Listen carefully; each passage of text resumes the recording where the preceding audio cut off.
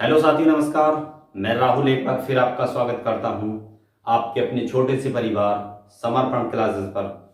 मुझे उम्मीद है कि आप सभी स्वस्थ होंगे, बेहतर होंगे और अपनी तैयारी भी बहुत ही बेहतर ढंग से कर रहे होंगे। तो चलिए फिर हम शुरुआत करते हैं। अपने जो संख्या पद्धति चल रही है उसी चैप्टर को आगे बढ़ाते हैं और नए धमाकेदार अंदाज और बेहतरीन कॉन्सेप्ट के साथ। तो चलिए, और अपने जो साथी हैं उनको जोड़ते रहिए भाई, ऐसे थोड़ी काम चलेगा। आपको यदि बढ़िया कंटेंट मिल रहा है तो चीज़ों को लोगों तक जरूर पहुंचाते रहिए, ठीक है? ऐसे काम नहीं चलने वाला भाई। तो कहाँ तक हम करवा चुके हैं संख्या पद्धति में? 59 प्रश्न हमारे हो चुके हैं। बात आती है 60 से आगे चलने की, ठीक है? 60 से आगे चलते हैं। 60 से आगे जो प्रश्न है, उस 60 में जो प्रश्न है वो कहा है कि किसी संख्या को 32 से भाग देने पर शेषफल 29 बचते हैं, ठीक है? और इसी संख्या को 8 से भाग देने पर शेषफल क्या होगा? कोई हमारे पास नंबर है, इसको 32 से भाग दे रहे हैं और शेषफल हमारा बचा है 29। यदि इसी संख्या को हम 8 से भाग दें, इसी संख्या को 8 से भाग दें तो शेषफल हमारा क्या बचेगा? ये कहा था इसने।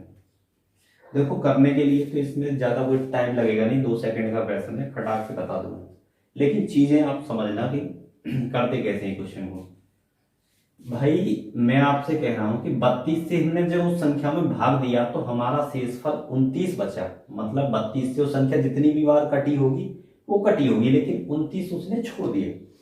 लेकिन उसी संख्या को जब हम 8 से भाग देंगे तो शेषफल क्या बचेगा? मतलब ये इसी का फैक्टर है। 8 जो है 32 का फैक्टर है। ये क्वेश्चन तभी हमारा सही होता है जब इसमें दिया हुआ जो ये है नंबर, ये इसका फैक्टर होता है। ये जो 8 दिया है ये 32 का फैक्टर है, तभी क्वेश्चन सॉल्व होगा, अन्यथा क्वेश्चन सॉल्व नहीं होगा, ठीक है? अपर्याप्त आंकड़े हमारे आ जाते हैं। तो क्या मतलब है कि 32 में भाग दे के चेक कर लेंगे कि 8 का भाग 32 में जा रहा है या नहीं जा रहा है। तो हमें पता है कि 32 में 8 का भाग जा रहा है, तो मतलब इसका ये फैक्टर है। 32 का जो फैक्टर है 8 है। क्लियर है? एक चीज कर लेंगे कि 32 से हम जब इस संख्या में भाग देते हैं तो 29 हमारा शेषफल बच गया। तो अब हम यदि इस संख्या को 8 से भाग देंगे तो शेषफल क्या बचेगा? तो जब 32 से संख्या जितनी भी बार कटी होगी, तो जितनी ये संख्या 8 से भी भाग देंगे तो भी 8 से कटेगी। लेकिन जो ये 29 बचा है, 8 का भाग इसमें भी तो चला जाएगा। तो 8 का भाग इसमें कितनी बार चला जाएगा? 3 बार। 8 या 24, और शेषफल कितना बचा? 5। मेरी बात समझ में आ रही है? जो 8 है ये छोटी संख्या है और ये 32 का भी फैक्टर है। तो जब 32 से हमने इस संख्या में भाग दिया तो शेषफल हमारा 29 बचा। अब कह रहा है कि इसी संख्या को जब हम 8 से काटेंगे तो शेषफल क्या बचेगा? तो मैं कह सकता हूं कि 32 से जब कटी होगी ये संख्या, जितनी भी बार कटी होगी 8 से भाग देंगे। कोई भी संख्या यदि 32 से कट रही है तो वो 8 से भी 100% कटेगी। क्लियर सी बात है? जब 8 से हम इसमें भाग देंगे, समझना चीज को थोड़ा सा। मैं कराने के लिए तो मैं रटा दूंगा कि भाई सीधा जो पूछ रहा है क्वेश्चन उसका भाग दे दो, आंसर तुरंत आ जाएगा निकल के, ठीक है? इतनी देर लगी। लेकिन मैं आपको बारीकी चीजें समझाना चाह रहा हूं जिससे क्वेश्चन बदल जाए तो आपको कोई प्रॉब्लम ना हो। जब 32 से इसमें भाग दिया हमने तो ये संख्या 32 से कटी होगी, कुछ बच भी गया, चलो जी ठीक बात। लेकिन जब संख्या कटी होगी, अब 8 से हमने भाग दिया इसमें, तो 32 से जो भी कटी होगी वो तो कटेगी, लेकिन जो शेष बचा है, एक्स्ट्रा है जो 8 से, वो भी तो कटेगा। 3 बार कटा और 5 शेष बच गया, ठीक है? तो कितना आंसर आया इसका? 5। मैं आपको चीजें देखो खोल के समझाने की इसलिए कोशिश कर रहा हूं। हम क्या करेंगे, क्वेश्चन आंसर जैसे बात आई रटाने वाली, कहेंगे कि कोई संख्या है उसको हम 32 से भाग दे रहे हैं, 29 शेष बच रहा है। 8 से भाग देंगे इस संख्या को तो क्या बचेगा? तो सीधे रटवा देते हैं कि 8 से इसमें भाग दे दो, जो शेष बचेगा, जो शेषफल बचेगा वही हमारा आंसर आएगा। 8 चौक 8 या 24 और 5 29, 5 आया आंसर। ये सीधा इसका रहता है, ठीक है मेथड। और हमें करना भी यही होता है, लेकिन चीजें हमें समझनी होंगी ना। जो संख्या 32 से कटेगी वो 8 से भी कटेगी, लेकिन ये पता हमें चल रहा है कि 29 भी 8 से कट सकता है। कुछ एक्स्ट्रा उसमें छोड़ दिया है 32 ने, कुछ एक्स्ट्रा चीज छोड़ दी है, तो 8 से वो कट सकती है 29। 29 कटी 24, 8 से जो 29 कटती है उसके बाद 5 शेष छोड़ देती है, ठीक है। चलो अगले प्रश्न की तरफ हम बढ़ते हैं। आएंगे ये कई क्वेश्चन है, मैं और क्लियर करा दूंगा चीजों। यदि किसी संख्या n को 4 से भाग देने पर, यदि किसी संख्या n को 4 से भाग देने पर, देखो कोई संख्या n है, इसे 4 से भाग देने पर शेष मेरा बच रहा है भाई 3 प्राप्त होता है। चलो जी बहुत अच्छी बात। यदि 2n को 4 से भाग दें, अब की बार 2n कर दिया, 4 से ही भाग दे रहा हूं। ये विशेष ध्यान रखना कि ये एक दूसरे के मल्टीपल या फैक्टर होने जरूरी है, मतलब इन दोनों के आपस में भाग जाने जरूरी है, ठीक है। तो 4 से ही करवा रहा, यदि 8 से होता या 2 से होता तो हमें पता चल जाती कि मतलब ये एक दूसरे के मल्टीपल है या फैक्टर है, तब ये पॉसिबल है क्वेश्चन, ठीक है। तो 2n से भाग देंगे तो शेषफल क्या आएगा, क्लियर सी बात है। एक चीज मैं आपको बता देता हूं कि जो संख्या के साथ हम कार्यस्थानी कर चुके हैं, जैसे ये पहले n थी, अब की में हमने 2n कर दी, क्वेश्चन में कहा कि 2n और 4 से हमने भाग दे वाले, ठीक है। तो हमारा शेषफल क्या होगा, तो जो कार्यस्थानी हमने इस संख्या के साथ करी है वही शेषफल के साथ कर देंगे। ये डबल करी है ना संख्या हमने, तो ऐसे ही हमने इसे डबल कर देंगे, तो शेषफल हमारा क्या बचता है। यदि संख्या को हम डबल कर दें तो शेषफल हमारा तब 6 बचेगा। बात आई समझ में, शेषफल 6 बचेगा, ठीक है। लेकिन कहा है कि 4 का भाग जब उसमें हमें करना है, 4 का भाग 6 में लगाएंगे तो शेषफल भाई 6 तो बचेगा नहीं, तो उसे हम बोलेंगे शेषफल हमारा 2 बचा, ठीक है। यदि कोई ये बड़ी संख्या होती तो 8 होती, तब 6 होता। शेषफल का मतलब वो है कि जब उसके बाद उस संख्या में भाग न जाए किसी उस संख्या का, ठीक है। जैसे अब 4 से हम इस 6 में, या मैं 4 से हम 6 में भाग दें तो इसका शेषफल पूछे तो पता चल गया कि इसका भाग एक बार जा रहा है और जो बचा है भाग देने के बाद वो हमारा शेषफल हो गया, ठीक है। चीजें क्लियर हुई होगी, सीधा सीधा है कुछ। लो डबल बार फिर बताता हूं चीजें। यदि किसी संख्या n को भाग देने पर 4 से शेषफल हमारा 3 है ना, 3 बचता है, ठीक है। यदि उसकी डबल संख्या मतलब 2n को संख्या को डबल कर दिया, 4 से ही भाग दिलवा रहा है, चलो भाग देने पर शेषफल क्या बचेगा। तो जब संख्या को हमने डबल कर दिया तो इसको भी हम डबल कर देंगे, 3 गुणा 2 डबल हो गया, मतलब 6 हो गया, 3 का 6 हो गया। अब इसको 4 से भाग देने पर शेषफल क्या बचेगा हमारा 2, ठीक है। चलो इसमें एक चीज और एक्स्ट्रा आपको बता के चलता हूं यहां। यदि ये कह देता हमसे कि n स्क्वायर, क्वेश्चन है आगे से, n स्क्वायर संख्या का मतलब वर्ग कर दिया, को 4 से भाग देने पर शेषफल क्या बचेगा, तो हमें भी यहाँ 3 का स्क्वायर कर देते तो यहाँ हो जाता 9, 9 में 4 से हम भाग देते तो कितना शेषफल बचता 1, 4 दूनी 8 और 1 9। क्लियर हुई बात।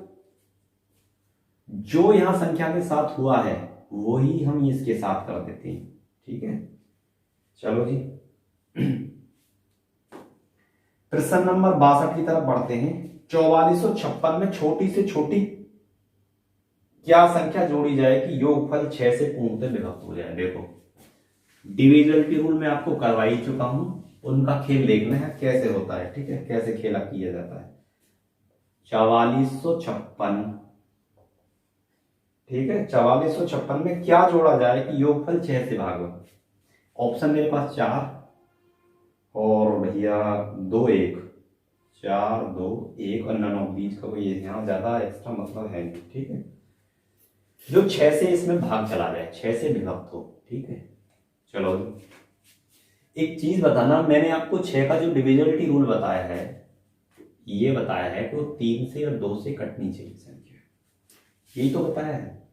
चलो जी, जो 2 का बताया है मैंने बताया कि वो सम संख्या उसके लास्ट में आनी चाहिए, सम संख्या यहाँ या 0 आना चाहिए। चलो जी, और 3 का क्या बताया है कि संख्या के अंकों का योग 3 से विभक्त होना चाहिए। ये जो संख्या के अंकों का योग है ये 3 से विभक्त होना चाहिए, तो संख्या 3 से कटेगी। क्लियर सी बात है। चलो जी, तो मैं देख लेता हूं कि 6 से विभक्त होनी चाहिए वो संख्या। तो पहले तो मैं देख लेता हूं कि भाई इसमें कहा कि छोटी से छोटी क्या जोड़ दिया जाए। तो मैं पहले देखता हूं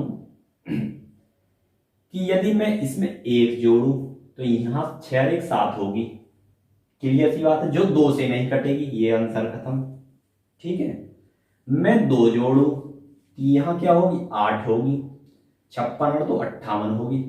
चलो जी, तो मैं क्या चेक करूंगा, 2 से तो ये कट रही है, 3 से मैं चेक कर लेता हूं कि 3 से कटेगी या नहीं कटेगी। 4 और 4 8 और 5 13 और 8 21। जो 2 से 3 से जो कटती है, मतलब अंकों का योग 3 से कटेगा तो वो संख्या 3 से कटेगी। जो 3 से कटती है तो इसका मतलब यहां तक अभी हम सीमित हैं। ठीक है, ये नहीं है, इसे भी देख लेते हैं। बाकी आंसर तो यही होगा जब चेक हो गया हमारा। ठीक है, 4 को जोड़ेंगे तो 56 और 4 ये 60 हो जाएगा। चलो जी, 4 और 4 8 और 6 14, 14 3 से नहीं कटता, तो मेरा आंसर क्या होगा, ये भी आंसर नहीं है। बाकी इतनी चेक करने की हमें जरूरत नहीं रहती। ठीक है, आंसर तुरंत हम देखते ही जब बता देंगे इसका क्या है। देखो डिविजिबिलिटी रूल हमारे कितने काम के हैं, समझ में तो आ रहे होंगे। यदि कोई चीज समझ में ना आए तो कमेंट में लिख के बता दिया करो। ठीक है, और आपके लिए फिर एक ग्रुप भी बनाना पड़ेगा कि कोई भी दिक्कत हो मैथ में, किसी भी टॉपिक से रिलेटेड, और ज्यादातर तो जो पढ़ रहे हो उसी से रिलेटिव आप सेंड करना, उसको उस ग्रुप में डाल लिया करना और आपको सॉल्यूशन मिल जाएगा। ठीक है, यदि आप ग्रुप के इच्छुक हो तो बता देना। चलो भाई आगे चलते हैं हम। 62 तक हो गए, 63वां नंबर देख लेते हैं। 8485, 8485 की समीपतम मतलब निकटवर्ती वह संख्या क्या है जो 75 से पूर्ण विभक्त है। 75 से पूरी विभक्त है और इसके सबसे क्लोजेस्ट, सबसे नजदीक, ऑप्शन क्या है सबसे नजदीक, 84 75 और भैया 8500 और मेरे भाई 8550, 8550 और 8525, 8525। ठीक है, ये मेरे पास ऑप्शन है और ये कहा है प्रश्न में कि इसके सबसे नजदीक कौन सी संख्या है जो 75 से डिविजिबल हो। चलो भाई 75 क्या होता है, 75 का डिविजिबिलिटी देखो, इतना लंबा लिखवाने की जरूरत नहीं है, हम थोड़ा कॉमन सेंस लगाएंगे कि 75 क्या है, 25 गुणा 3। ठीक है, 25 गुणा 3 और इसके नजदीक होगी। सबसे नजदीक कौन सी मुझे ये दिख रही है, यही दिख रही है सबसे नजदीक। पहले तो सबसे नजदीकी चेक करो ना, सबसे नजदीक जब पूछिए तो सबसे नजदीक मैंने चेक करी है, तो मैं पहले ये चेक कर लूँ कि 3 से डिविजिबल है या नहीं। 7 5 12 है और 8 4 12 है, 12 और 12 24, ये 3 से डिविजिबल तो है। 24 आ गया ना अंकों का योग, जब अंकों का योग 24 से 3 से डिविजिबल है तो ये संख्या 3 से डिविजिबल होगी। इतना तो मैं कंफर्म कह सकता हूँ। 25 से चेक कर लें, इसके लास्ट के 2 अंक देखो। चलो एक चीज और मैंने आपको नोट करवा देता हूँ जो मैंने डिविजिबिलिटी रूल में नहीं करवाई थी और विभाजकता के नियम में, कि 5 का तो मैंने बता दिया था कि संख्या का इकाई का अंक जो है वो 5 से डिविजिबल तब होगा या तो उसके लास्ट में 5 हो या 0। ठीक है, यदि 25 है, 5 का स्क्वायर 25, 25 से संख्या तब डिविजिबल होगी जब उसके लास्ट के 2 अंक 25 से डिविजिबल हो। बात क्लियर, जैसे लास्ट के 2 अंक हैं, यदि ये 25 से डिविजिबल है तो ये संख्या 25 से डिविजिबल होगी, पक्की बात है। और यदि 5 की पावर 3 मतलब 125, 125 का क्या है, यदि लास्ट के 3 अंक 125 से डिविजिबल है तो वो संख्या 125 से डिविजिबल होगी 100%। क्योंकि संख्या यदि कोई लंबी लिख दी जाए और 125 से हमें चेक करने के लिए बोल दी जाए तो हम लास्ट के 3 डिजिट चेक कर लेंगे। ठीक है, और यदि 125 से वो डिविजिबल है तो संख्या 100% 125 से डिविजिबल होगी, ये नोट कर लेना। उस समय छूट गई थी। लेकिन ये चीज है कि कोई भी चीज यदि मुझसे कहीं छूट जाती है तो आप बिल्कुल टेंशन ना लें कि चीज छूटी है। मुझे जब भी कहीं दिखाई देगी मैं आपको 100% आपकी नोटबुक में वो नोट करा दूंगा, ठीक है। तो जैसे 25 का मैंने आपको नोट करा दिया, तो मुझे पता है कि 3 से तो ये डिविजिबल है और 25 से मैं देख पा रहा हूं कि 75 है, तो 25 से 2 अंक हमारे कट रहे हैं, 25 3 75। तो ये संख्या 25 से भी डिविजिबल होगी। जब संख्या दोनों से डिविजिबल हो रही है 25 और 3 से, तो ये संख्या 75 से भी डिविजिबल होगी।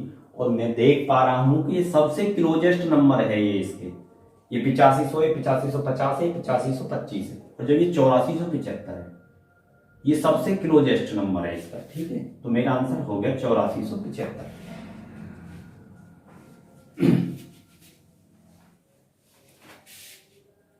चलो भाई आगे चलते हैं। 92 17 की निकटवर्ती समीपतम वह संख्या क्या है जो 88 से पूर्ण विभक्त हो जाए। 92 17 लो भैया, 92 17 किस निकटतम बतानी है हमें जो 88 से पूर्ण विभक्त हो जाए। चलो जी, और ऑप्शन क्या है मेरे पास, 91 52, और दूसरा है भाई 92 40, और है मेरे पास 90 64, और एक 99। तो कहा है कि इसके नजदीक, इस वाली संख्या के इनमें से कौन सी संख्या नजदीक है, सबसे ज्यादा नजदीक, जो 88 से पूर्णतः विभक्त हो। तो 88 से कौन सी संख्या विभक्त होगी, जो 11 से विभक्त होगी और 8 से, दोनों से विभक्त होगी, वो 88 से विभक्त। That is clear. चलो जी भाई देख लेते हैं।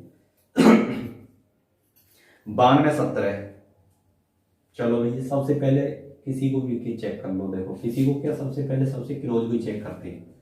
सबसे क्लोज पूछा तो 92 17, तो 92 40 सबसे क्लोज है। देखो चेक तो मैं सबको करवा दूंगा, बाकी से भी देख। 8 से मैंने क्या बताया था, 8 से वो डिविजन संख्या होती है जिसके लास्ट के 3 अंक 8 से डिविजिबल होते हैं। तो 240 ही 8 से डिविजिबल है। चलो जी 8 से चेक हो गई मेरे पास। 8 से संख्या लास्ट के 3 डिजिट कट रहे हैं, 240। और 11 से कौन संख्या डिविजिबल होती है, देखो 9 और 4 13, 2, दोनों के अंकों का अंतर कितना हो गया, 11 है, ठीक है। तो मैंने क्या बताया, उसके इनके अंकों का जो अल्टरनेटिव अंक है इनका जोड़ कर दो और दोनों का अंतर कर दो, या तो 0 आएगा या 11 का मल्टीपल आएगा, ठीक है। या तो 0 आएगा या 11 का मल्टीपल आएगा, तो वो संख्या 11 से डिविजिबल होगी। तो मैं चेक कर पा रहा हूं कि ये संख्या 11 से भी डिविजिबल है और 8 से भी डिविजिबल। जब दोनों से डिविजिबल है और क्लोजेस्ट भी है, तो ये संख्या मेरा आंसर होगी ना। क्लोजेस्ट 90 64 थोड़ी है, और ना 91 52, सबसे ज्यादा नजदीक तो यही है ना, ठीक है। और कुछ भी होती मतलब नजदीक और भी होती तो हम चेक कर लेते ना, जैसे इसे चेक करते 8 से, 8 का भाग देते 152 में नहीं जाता, ठीक है। 8 एकम 8, और कितने बचे 7, 8 से भाग जा रहा, चलो जी कोई बात नहीं। 9 5 14, और 2 1 3, कितना हो गया 11 जा रहा भाग। लेकिन क्लोजेस्ट कौन सी है, उसके नजदीक यही है ना। तो पहले हम हमेशा इस टाइप के प्रश्न में क्लोजेस्ट ही चेक करेंगे, ठीक है। तो हम क्यों बेवकूफ बने एग्जामिनर के चक्कर में, पहले इसे चेक करें इसे चेक करें। अरे हमसे क्लोजेस्ट पूछा है ना, तो क्लोजेस्ट चेक करो। छोटा पूछता तो सबसे पहले छोटा चेक करते, बड़ा पूछता तो सबसे पहले बड़ा चेक करो, ठीक है। उसी क्रम में हम चेक करते चले जाएंगे।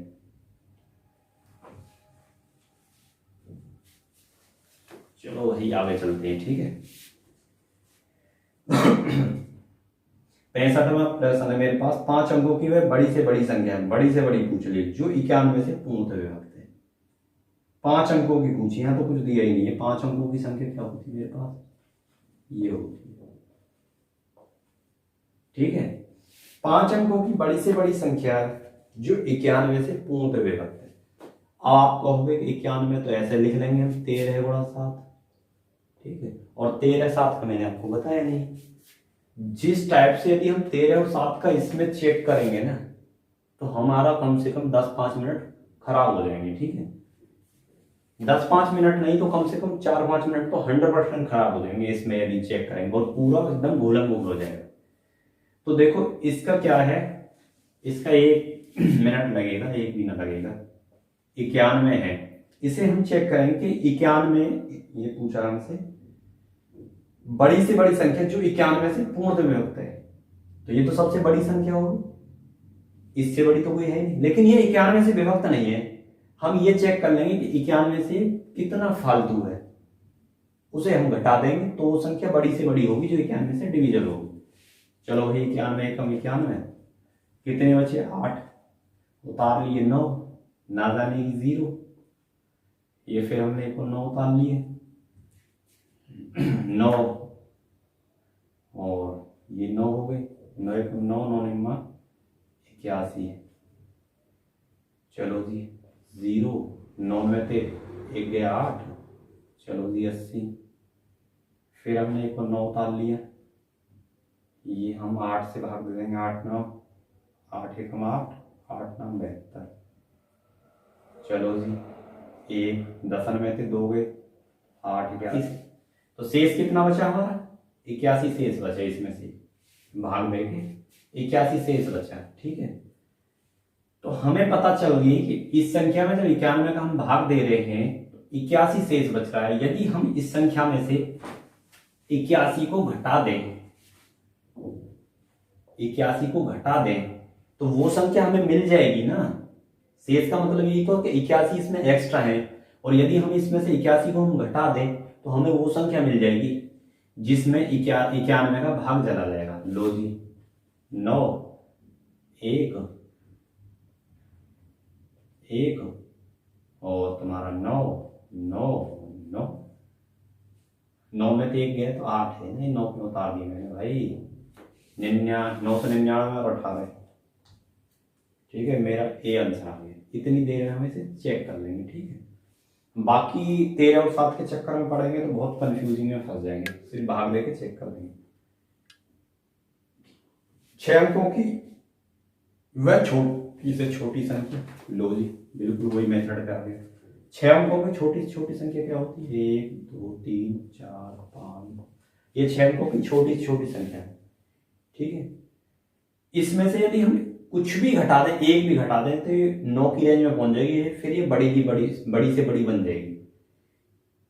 तो क्या कहा कि 6 अंकों की छोटी से छोटी संख्या कौन सी है, जिसमें 111 से पूर्णतः विभक्त हो जाए, 111 का पूरा भाग चला जाए। तो इसमें तो जाने का है नहीं, ठीक है, इसमें तो भाग जाने वाला है नहीं, और हमें छोटी से छोटी संख्या चाहिए 6 अंकों की।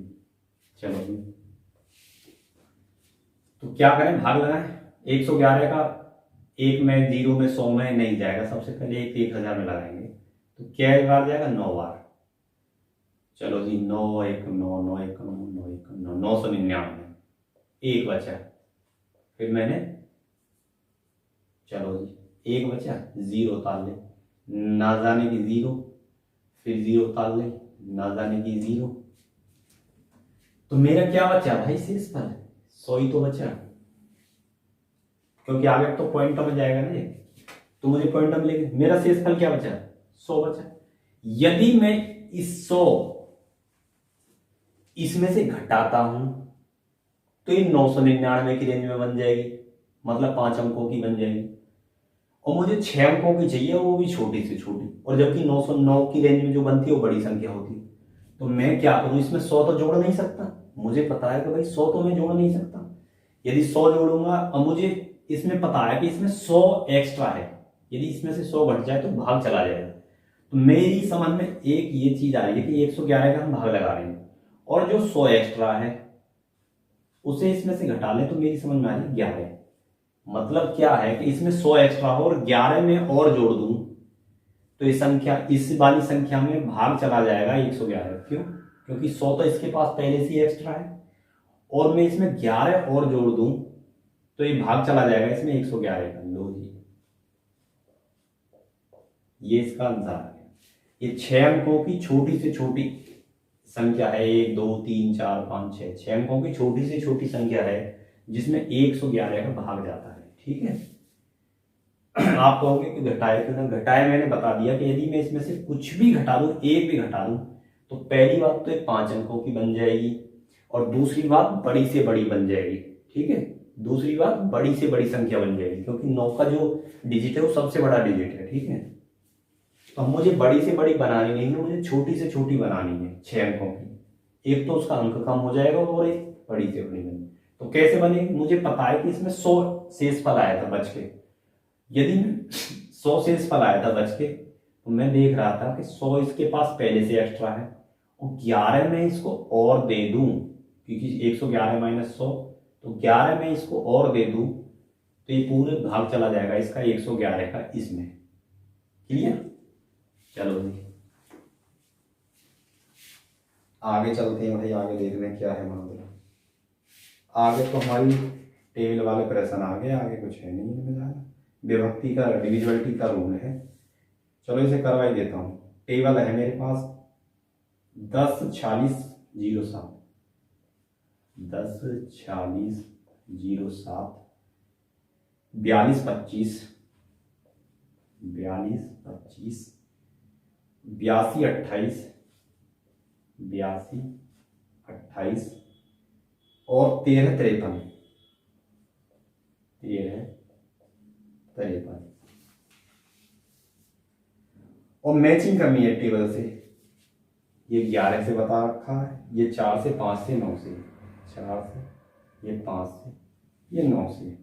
ये मैचिंग करनी है कि कौन सी 11 से होगी, कौन सी 5 से होगी, कौन सी 9 से होगी। चलो देखो, सबसे बढ़िया हिसाब है हमारे। सबसे पहले क्वेश्चन में जो सबसे पहले छेड़ते हैं, तो सबसे पहले जो हमला करते हैं सबसे कमजोर चीज पर हमला करते हैं। हमेशा ध्यान रखें कि सबसे कमजोर क्या है, 5 से हम चेक कर पा रहे हैं कि 5 इससे डिविजिबल होगी, ठीक है। ये जो संख्या है 5 से डिविजिबल होगी, इसके लास्ट में 5 है, ये मैं क्लियर कर चुका हूँ। चलो जी, अब दूसरा कमजोर पक्ष जो है 4 से ये डिविजिबल होगी, 28 आ रहा है, क्योंकि इसमें 0 7 है, इसमें 53। दूसरा कमजोर पक्ष मैंने चेक कर लिया। अब बची 11 की और 9 की, तो मैं 9 की चेक कर लेता हूँ, और जो दूसरी बचेगी वो 11 की होगी। मेरा आंसर आ गया। 5 और 3 8 और 4 12, तो 12 तो 9 से डिविजिबल है नहीं, मुझे 9 से चाहिए ना, तो ये तो 11 की हो गई। चेक भी कर लेंगे, देखो चेक का इतना, लेकिन एग्जाम में ये नहीं करते हम, ये जो ड्रामा कर रहे हैं एग्जाम में नहीं करते। जब मैंने 11 की चेक कर ली तो दोबारा ये 9 की नहीं थी, 9 की चेक करी थी, 9 की नहीं तो 100% 11 की होगी, और ये 9 की होगी। मैं इतना चेक कर, इतना लगा के आगे बढ़ जाती है। ऐसे नहीं कि अब मैं 11 की चेक करने बैठूंगा इसमें। 5 और 3 8, देखो कैसे करते हैं 11 की, मैं बता देता हूँ। 5 और 1 6, 3 और 3 6, दोनों का डिफरेंस 0, तो 11 की होगी। क्यों अपना टाइम वेस्ट करेंगे हम यहाँ एग्जाम के अंदर। जब मैंने 9 की चेक करी थी तो ये 9 की नहीं थी, तो मुझे क्लियर पता चल गया कि 9 की नहीं है तो 11 की होगी। मैं यहाँ सीधा आंसर अपना टिक करा और ये 9 की होगी, आगे बढ़ जाऊंगा। इतना हम रिक्स भाई लेना पड़ेगा हमें, ठीक है, बगैर रिक्स के कुछ नहीं है। तो चलिए आज के लिए इतना ही काफी है, फिर मिलते हैं आपके साथ नेक्स्ट क्लास में। खुश रहिए, स्वस्थ रहिए और तैयारी बहुत बेहतरीन ढंग से करते रहिए। तो